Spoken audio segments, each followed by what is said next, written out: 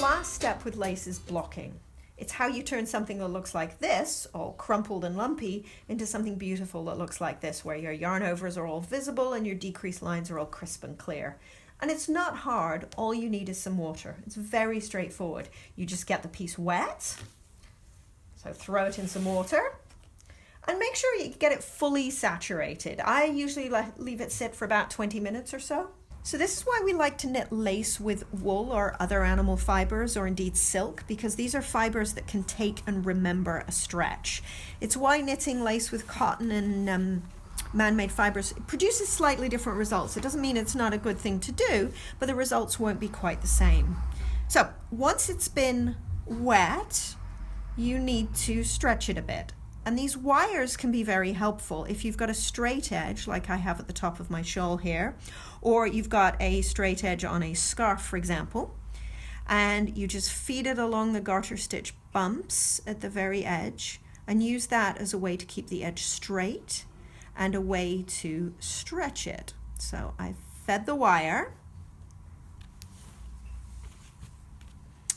and then what I'm going to do is pin out the scalloped points.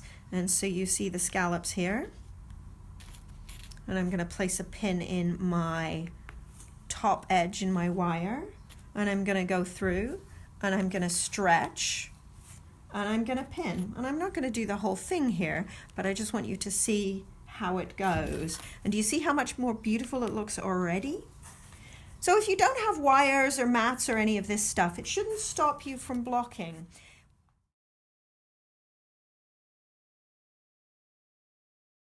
So once it's pinned out, take a look and adjust. Make sure that everything's even. Make sure you like how it looks. I'm going to stretch these scallops out a bit more and make sure it looks good. If I'm being very particular, I will sometimes get a ruler out to make sure it's all perfect and square too. But we're not aiming for perfection here necessarily. There are some nice cheats. What you're aiming for is beautiful. My first favorite cheat is choice of yarn.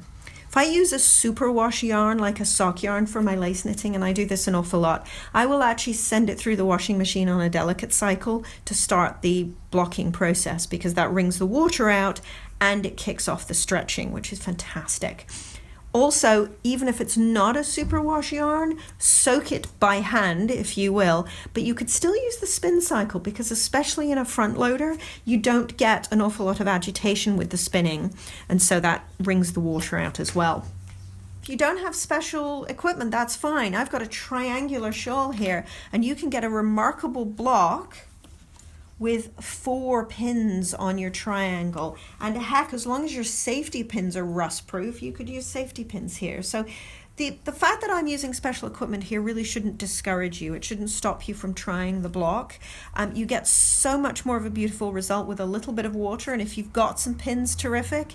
If you've got a flat surface to pin it to, even better. So any blocking is better than none.